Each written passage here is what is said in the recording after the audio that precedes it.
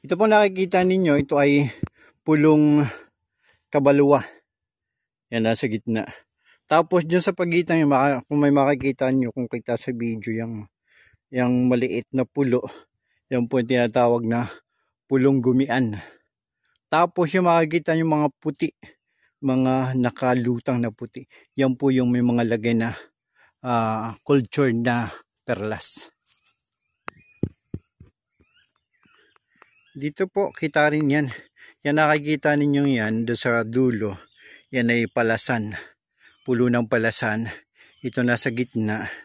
Ito nasa gitna siya ay pulo ng ikulong. Tapos yung maliit na islang yun. Yun ang pulo ng binunbunan.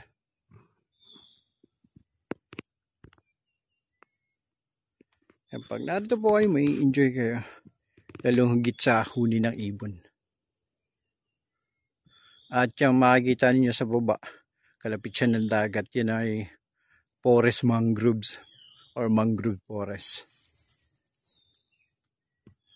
Masarap po na makita yung kagandahan ng kagubatan at napapangalagaan pa natin yung kagubatan.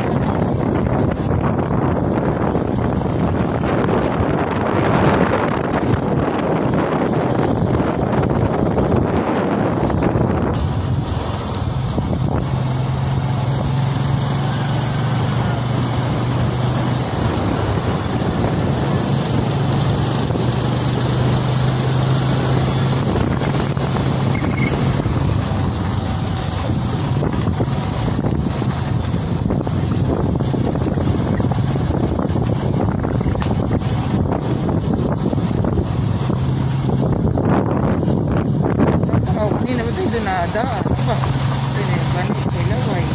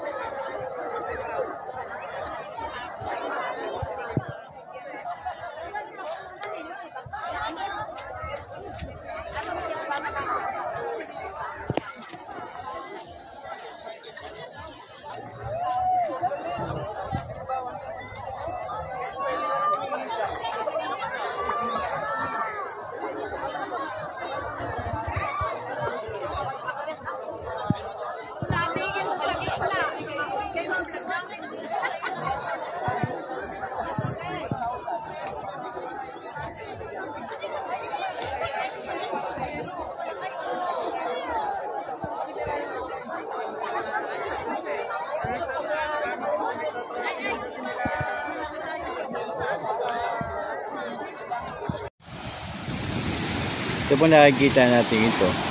Ito ay panghuli ng similya ng bangus. Maraming proseso rin ng pagpapalaki ng bangus.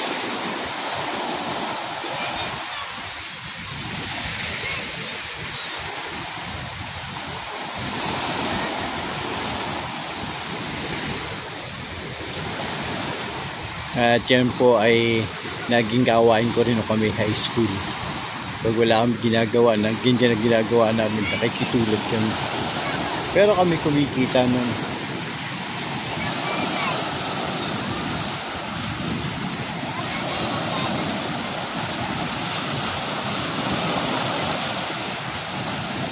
Tapos kapag ganyan, hindi pa rin sigurado kung maraming mahuli. Mabuti kung yung tinatawag nila na maraming salya. Pag sinabi maraming salya, maraming similya ng bangus ang umaanod or tumatabi.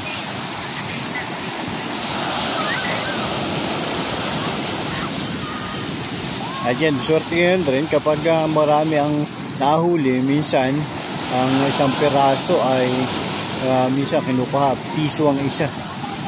Pag piso ang isa, minsan may 5,000, 10,000, pero hindi lahat naman yan nahuli.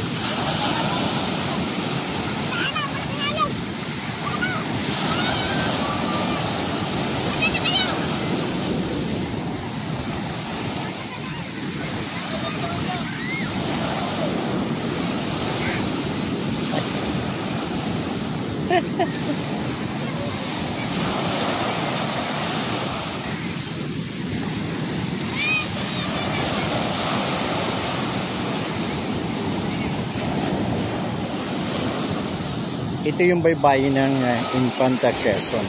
Ito yung sinasabing delta. Kapag yung deltang lupa, ito yung hiram na lupa. Ito ay galing lang din sa kabundukan. Ang lupang ito na inianod gawa sa malaking pagbaha. Malaking pagbaha, inaanod yung lupa at tumataas. Kaya dito sa bahagi ng Infanta Quezon ay hindi mo makikita, hindi ka dito makakakita ng corals. Mga ganitong bato lang ang makikita. Ganyan. At kapag ang ibig sabihin ay tuloy-tuloy na masisira. Pag nasira ang kabundukan, bababa yung mga lupa niya, dito mapapunta, at yun, magiging delikato. At yun nga rin, kaya yung iba, karamihan din na tumututol doon sa pagpapatayo ng kaliwadam dahil nga yun ang kinakatakot na posibleng mawala ang lugar na ito or maanod pa rin ang lugar na ito at maraming maapektuhan ng mga tao.